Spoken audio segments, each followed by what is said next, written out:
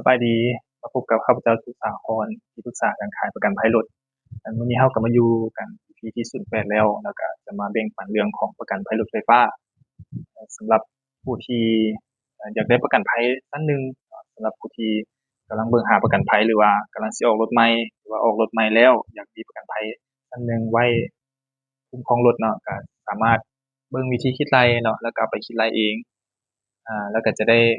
รู้งบประมาณว่าต่อปีเราสิจ่ายเท่าใดก็สิได้เตรียมงบประมาณไว้ซื้อได้นั่นเองสำหรับวิธีคิดรายก็ง่ายๆเนาะบ่ได้ยุ่งยากก็คือว่ายกตัวอย่างว่ารถของเรานี่ราคาอยู่30,000เหรียญ30,000เหรียญนี่เราก็จะเอามาคูณให้เรทที่ตัวอย่างว่าเรทเท่า2,000ก็มาคูณเลยเนาะคูณมันก็ออกมาเท่าใดออกมาเท่าใดเอาไปคูณให้3.5% 3.5%เนาะผลออกมาเท่าใดนั้นเอาไปหักลบส่วนลดตัวอย่างว่ารถใหม่นี่มันจะดิสเคานต์ได้40ลดได้40%หรือว่ารถนำใช้ไปแล้วปี1 2ปีดิสเคานต์ได้30เนาะส่วนลด30จังซี่เมื่อเราคูณ30,000มาคูณให้22,000แล้วก็มาลบให้40%ตัวอย่างว่าส่วนลดเนาะเป็นรถใหม่ออกมาเท่าใดจะเอามาบวกให้ VAT 10%บวก VAT 10%แล้วไปบวกให้ค่าธรรมเนียมค่าธรรมเนียมจะอยู่ที่ประมาณ30%นี่แหละ30,000กีบเนาะออกมาเท่าใดแล้วไปบวกให้1,250,000อันนี้1,250,000นี่เป็นมูลค่าของว่าจั่งใดภาคบังคับทางเลือก2เขาซื้อไว้คุ้มครองกรณีบุคคลที่3เอ่อเฮาเท่านี้เราก็จะได้มูลค่ารถค่าประกันภัยต่อปีนั่นเองส่วนความคุ้มครองนี่มันคุ้มครองแบบใด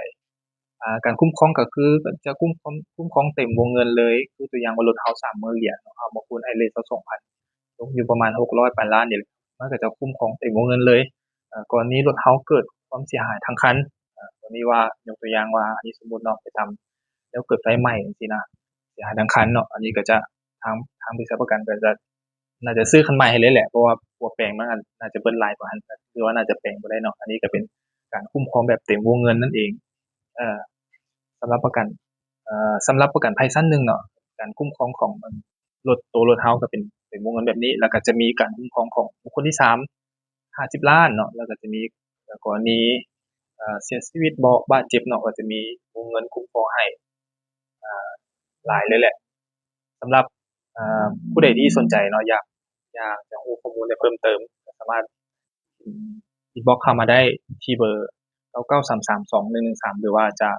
อินบ็อกซ์เข้ามาที่เฟซบุ๊กก็ได้เนาะที่โฆษณาไปแล้วก็